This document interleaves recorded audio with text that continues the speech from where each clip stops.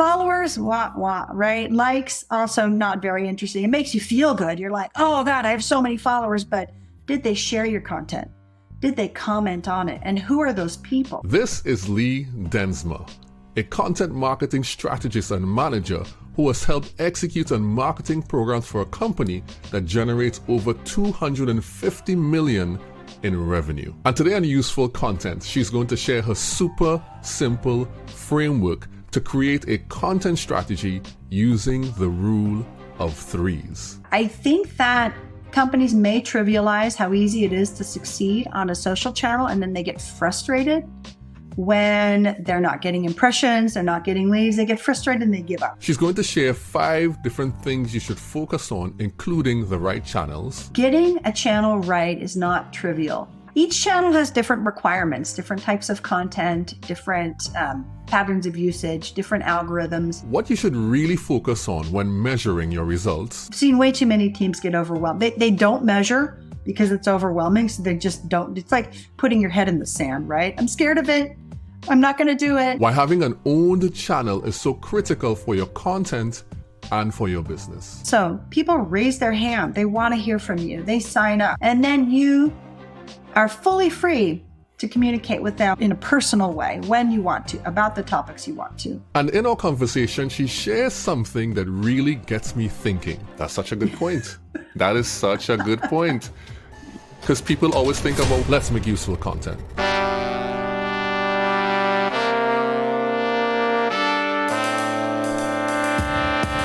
Teaching you to make useful content so that you can build long-term relationships with the people that matter to your business.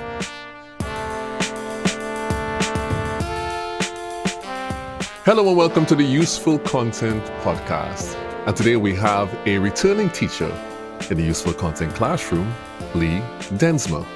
Hi Lee, hola Lee, I should say. Hello, thanks for having me on today. Nice to see you. Yes, it's good to have you on. And today we're going to talk about some thoughts that you've been having on LinkedIn and some new things you've been developing in terms of frameworks for content marketing. I'm excited to talk with you about that today because I really love your content on LinkedIn. Thank you. I love what you've been doing. You're very, very active, and people who are active on LinkedIn always catch my eye. And it seems that in a short space of time, you've been able to capture this magic of developing and giving your content momentum. How has your growth been over the last few months? Thank you for noticing my efforts online, my content. It's been a lot of fun. Past few months, I have really caught on that people are having trouble getting started with content marketing. Small teams are having a hard time figuring out where to put their budget or who to hire. And people need a way to kind of reduce the overwhelm and just get started. So I see a lot of people who are blogging or posting on social, but not getting return, feeling like there's no strategic layer, and they just need a way to get started without, like I said, all the overwhelm.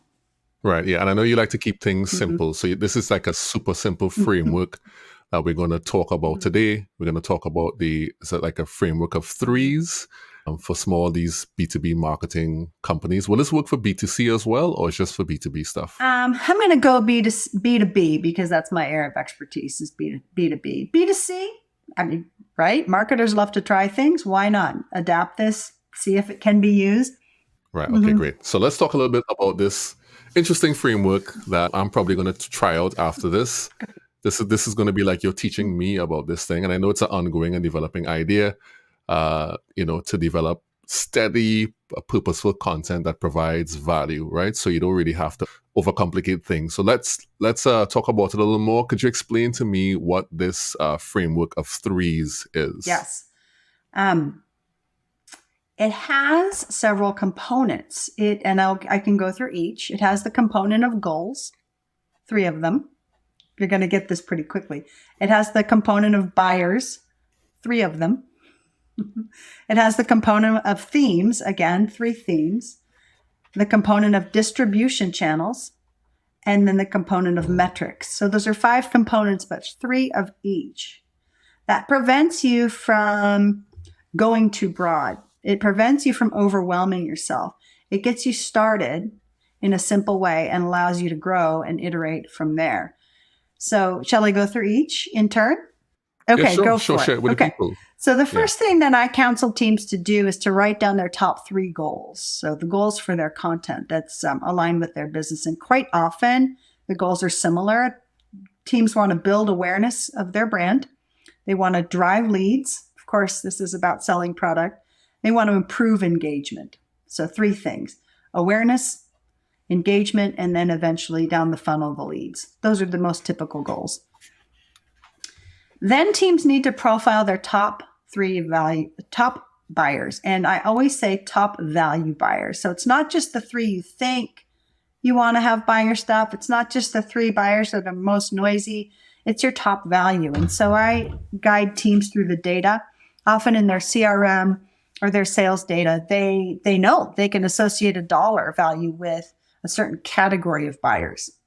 It could be a procurement buyer. It could be a marketing buyer. It could be an operations buyer. But the data, you need to look at the data and figure out who that buyer is and then profile them. Buyer personas can be a lengthy, complicated effort. And as we talked about, Juma, I'm all about simplifying it, being strategically simple, just not overcomplicating it. So you can do buyer personas pretty quickly, a week or 2, with research, talking to the sales team, talking to the account team to understand that buyer. And you're looking at things like demographics aside. We don't care very much how old they are and whether they, just demographics aside. We care about why they buy. We care about their objections. We care about how they search. We care about where they get their content. So you need to find out these things. I have a template that we can link to in the show notes, or I can provide to people. You can even use AI to do some buyer profiling. You can even type questions into your favorite AI tool. What are the main objections of this type of buyer buying this type of product? And see what you get. You'll be amazed. And then validate it with the sales team. So important to create profiles of your top value buyers, 3 of them, no more than 3. And then choose 3 themes that they care about. So themes that they care about, you identify these in a couple ways. What do they say they care about in the conversations with the sales teams? What questions do they ask in those conversations with the sales teams? What do they search for? So you need to find out how they're searching and how they're coming to your website, how they're coming to your competitors' websites. And then what does your business want them to know about? So it's a bit of a Venn diagram with what do they search for? What do they care about? May not be what they search for. And what does your business want to talk about? In there, after you've got all that on a whiteboard, in there are the topics that you want to talk about. And those could be multiple topics inside of that intersection of the diagram. It's going to be. So then I encourage my clients to pick 3. Pick the top 3 most important themes. And then you can build topics under each theme. I'm not saying a theme is not a topic. A theme is a let me think of an example. If I run a dog food business, a theme is caring for older dogs. Okay. That's what my audience cares about. Helping their old dog live for a long time. I have a really old dog, so this is near to my heart. And then topics under how to care for an old dog would be vitamins, nutrition, how often you need medical care, all illnesses to look for. So themes and then topics fall under it. Pick 3 themes. Okay. And you're going to bang on that drum. You're not going to go this way. You're not going to go right or left. You're going to bang on 3 drums. And then you choose 3 distribution channels. And most often that is 1 social channel, just 1, because it's important to get 1 right and to really embed that channel before you spread yourself too thin and go broader and do more channels. Why? Why is that? Why is that important? Why 1 channel or why LinkedIn? No, why is it important to get 1 channel right? Each channel has different requirements, different types of content, different patterns of usage, different algorithms. Getting a channel right is not trivial. You know, my own LinkedIn presence has taken me 6, 7, 8, 9 months to really figure out. I think that companies may trivialize how easy it is to succeed on a social channel, and then they get frustrated When they're not getting impressions, they're not getting leads, they get frustrated and they give up. So I advocate for figuring out one channel, giving it time, figuring out one channel, getting to where you need it to be before looking at another channel. Don't give up. I see a lot of people giving up on social before it really has a chance to succeed. They're posting the wrong content. Great. They're not posting often enough. They're not engaging on LinkedIn. Engagement is half the battle, and they give up. So pick one channel, one social channel, and really do it right. Yeah, and that's one channel. The second channel I often is the SEO channel. It's the website channel. Your content needs to be online and SEO optimized. After that, email. You need to build an email list. This is its own show. Ooh. This is its own show. Yes. Why? Want to know why? Oh my God. I feel attacked. Oh no, that was not my intention. Let me tell people why. Go ahead, Lee. Social is not owned. You don't own it. You could get kicked off a platform. You could fall flat on your face. You could fall apart for you. It is not an owned channel. Email is your own channel. So people raise their hand. They want to hear from you. They sign up. They download your lead magnet. And then you are fully free to communicate with them in a personal way when you want to, about the topics you want to. It's an owned channel, and those are going to be your most loyal fans over time, and ultimately the people who purchase from you. So that is why I think your 3 distribution channels should be one LinkedIn, one social channel, LinkedIn most often for the customers I work with, website. B2B, right? Yeah.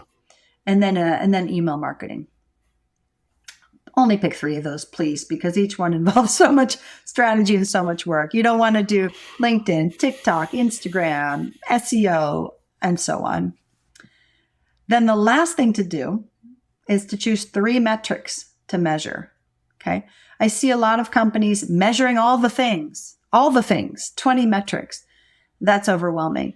It's really hard to tell a story from that much data. You just don't need that much data.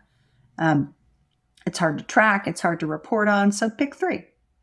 So why?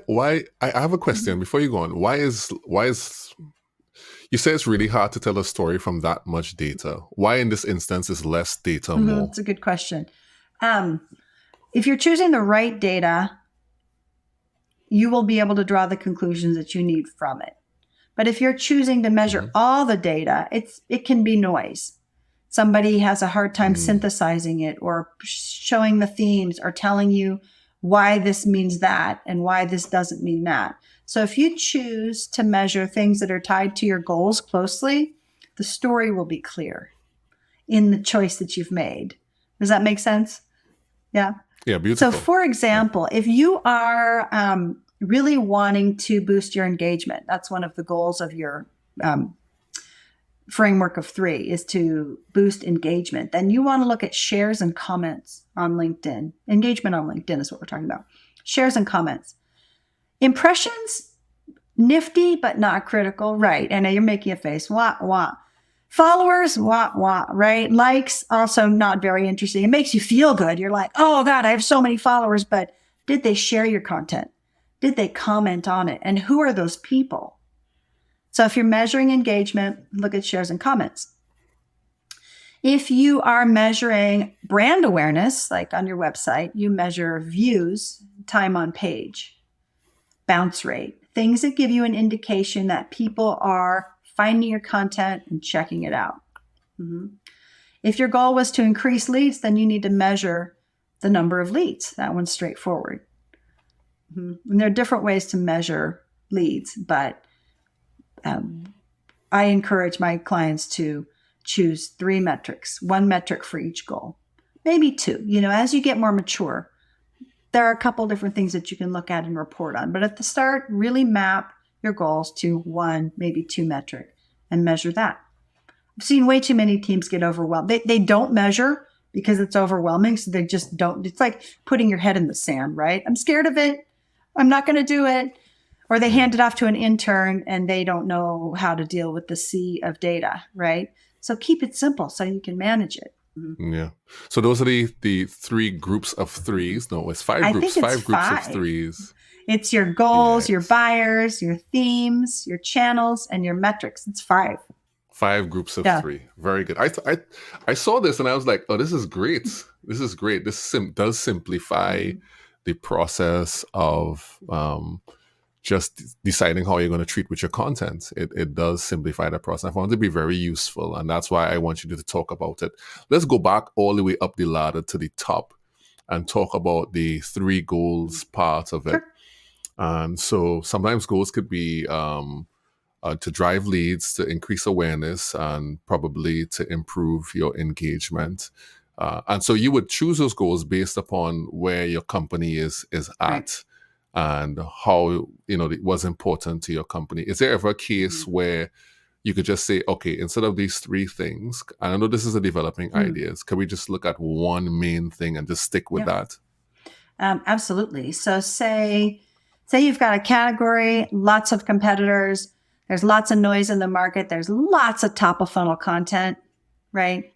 It's there. ChatGPT is answering buyers' questions about your category, and the basic needs of the searcher is being met. Then you're focusing on leads, right? You don't need to focus on awareness of the business problem. You might want to focus on brand awareness of your company, but you want to focus on leads. So to bring in business, that would be your top goal: drive leads. Mm-hmm. If you're a brand new Mm-hmm. brand, or if you're establishing a brand new category, this is a category of software that no one's using yet, then you need to have a more top of the funnel focus, like brand awareness or educational content, to bring your market to you. You're not ready to sell.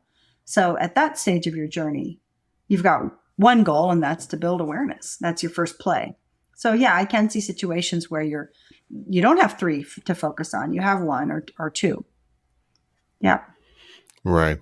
And so that will translate into what you feel is important for your business at the time, and it might be different from a business that is brand new, as you Mm-hmm. mentioned, to a business that is probably in the market for some time and is now deciding, well, this might be a better approach for our Right. content altogether. I'm interested. I'm very curious.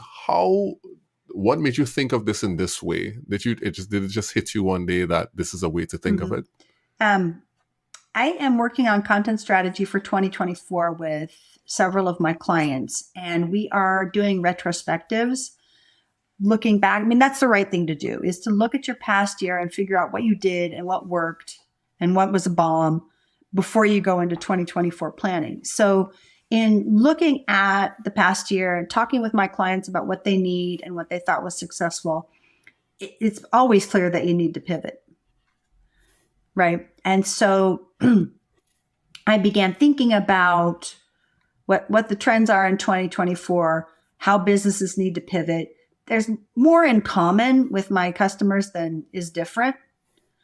They frequently have the same goals, and everyone needs to level up their content strategy. So I started thinking about ways to make it simple, ways that I could guide my clients to level up their content and do better than they did in 2023. Right, and that's what it was born out of that. So you started to track the patterns Mm-hmm.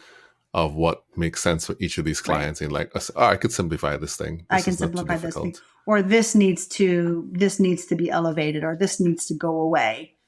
You know, and Right. Yeah. in many cases, planning for your next year it's important to identify what needs to go away. Just simplify it, get rid of it. It didn't Ooh, work, move on, right? that's such a good point.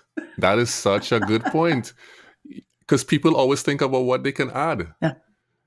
What was the next thing I need to do? What can I Mhm. add into my software stack? Was another strategy, was another tactic, as opposed to this is handicapping me. This is not doing well for Right. me.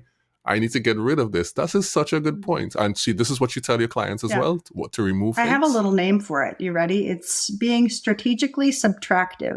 Ooh, that's nice. So looking at what has not worked for you, changing it, or getting rid of it. Yeah. Were you looking to place a lot of articles in industry magazines and it didn't get you any traction? Well, that's a little bit expensive. So spend a year not doing that. Yes. You were on Pinterest, but it was a super huge effort and you don't have a great audience on Pinterest, or not one sale has come in. Forget about Pinterest. Yes. It's not embarrassing. It's not shameful, but you spent the money there and it's time to not spend the money anymore.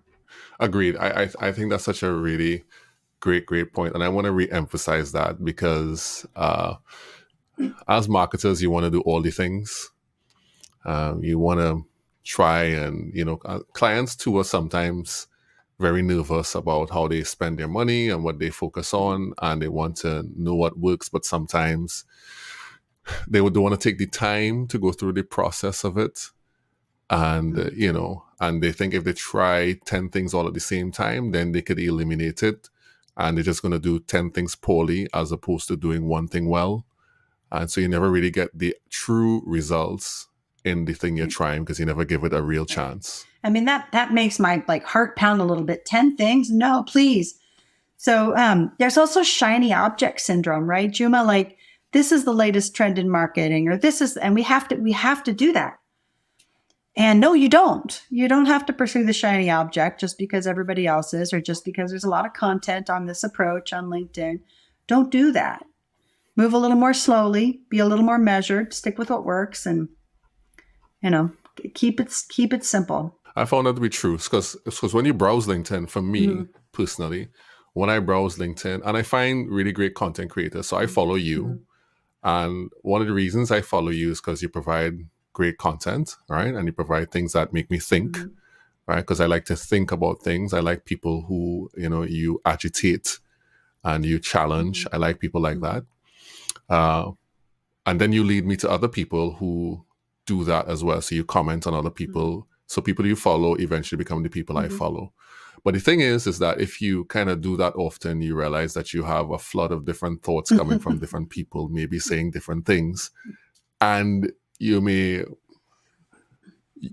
get to the point where it's too much. You get saturated, right? So you have to say, I'm not going to try any of this. I'm going to just focus on this one thing and I'm going to do this. And I guess this is what you suggest to your clients that, just try this one or two things. Don't try many things. Yeah.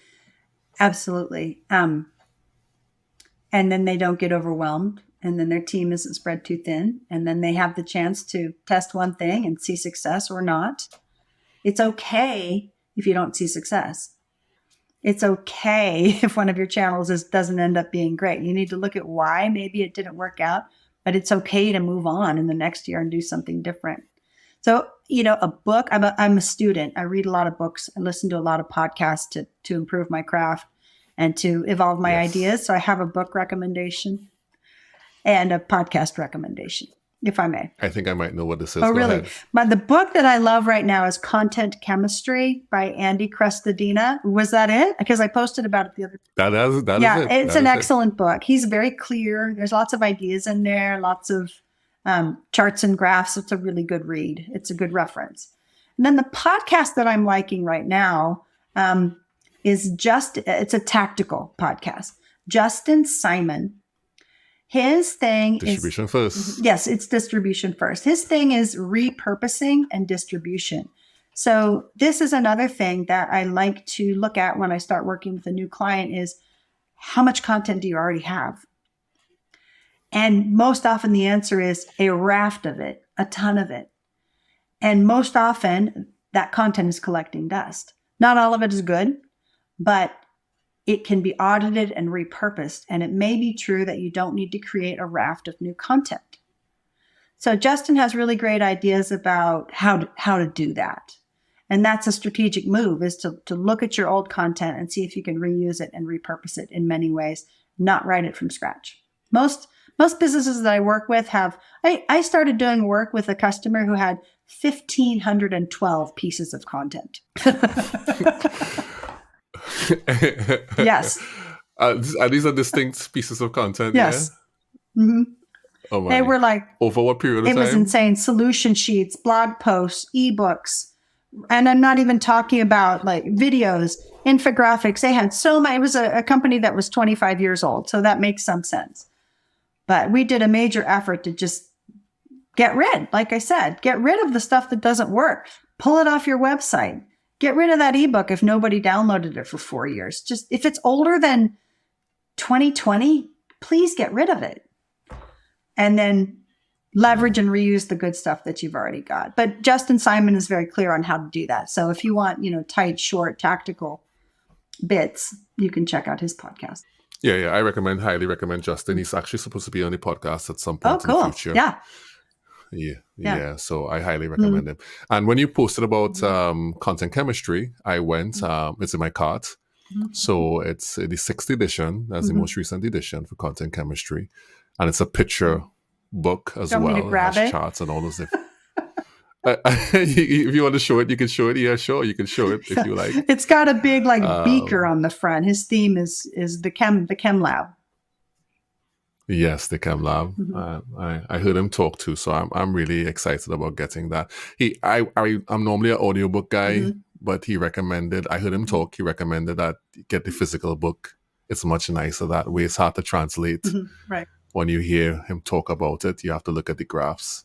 And I saw you share screenshots when your phone was on 9%, by the way, of Andy's book, the funnel structure, and the content types that go along with that, which I found to be very interesting. Yeah. I wonder why everybody thought it was so funny that I shared a screenshot. An image is an image, right? Use images. But I was reading on my couch, I took a picture of the page and then I posted about it. Yeah. You did. I was kind of like, where did this come from? What is it supposed to mean? And then I realized, you just took a screenshot. It's literally a screenshot. Okay, I understand now. But once I got past all of the, this is your signal strength. I should have percentage on your phone. Okay. See, Juma, you try something, you put it out there, you see if it resonates. If it makes people laugh, that's a good thing. Yeah, you do, and then you get people like saying, "Oh, this was good." So now I've discovered, based on your efforts, I've discovered content chemistry, which is good. Yeah, so that's good stuff. So all right, so we talked about the framework of threes, the 5 things. I hope people got value from that and they were able to take that. Let's just run over it one more time and remind people, because we kind of meandered a little bit and spoke about other things which were valuable as well. So could you go over it one more time, just really quickly, so we have the list so people can know exactly what this framework of threes for content marketing strategy for B2B is? So 5 buckets with 3 items per bucket. Your first bucket is the goals. So 3 goals, like build awareness. Then 3 buyers, your top value buyers, not all of them. 3 themes that those buyers care about, topics will come from the themes you choose. 3 channels, social, website, email, are the ones that I usually recommend. And then 3 metrics, 3 things to measure. And go from there. Eventually, maybe you'll have 5 channels and 5 metrics, but start there. Go from there. Yeah. So this is a super simple way to start building out your content strategy, things to focus on, to simplify, and to get started without overwhelm. Great stuff, Lee. I hope that when you develop this more, we'll have a chance to talk about this again. And could you please share with the people, because they may want to come and follow your excellent LinkedIn content. Could you please share with the people where they can find you online? Sure. It's you can just look me up on LinkedIn, Lee Densmer, Densmer. I'm there on LinkedIn every day, sometimes weekends. And I respond to direct messages, and please follow me. And I look forward to speaking with you there. Yeah, this is when you're not out hiking on the weekend. You're going to... I do that too. I golf when the weather's good. I do leave my desk. I do leave my couch, and you should too. Yes, you should too. Excellent. Thank you so much, students, for joining us in the Useful Content Classroom to have this discussion with Lee. And we'll see you soon. Useful Content Classroom dismissed. Bye. Thank you. And we're clear. Oh, that was nice. Good. That was nice. Good stuff. All right, let's bump off this recording right about now. The Useful Content Podcast is brought to you and produced by Relate Studios. You can see the work we do on our website at relatestudios.com. If you like what you've heard on the podcast today, please follow and come back in 2 weeks for another great episode. And if you want to get more useful content in between that, you can follow me, Juma Bannister, on LinkedIn and on Twitter. We all know it's still Twitter. See you soon in the Useful Content Classroom.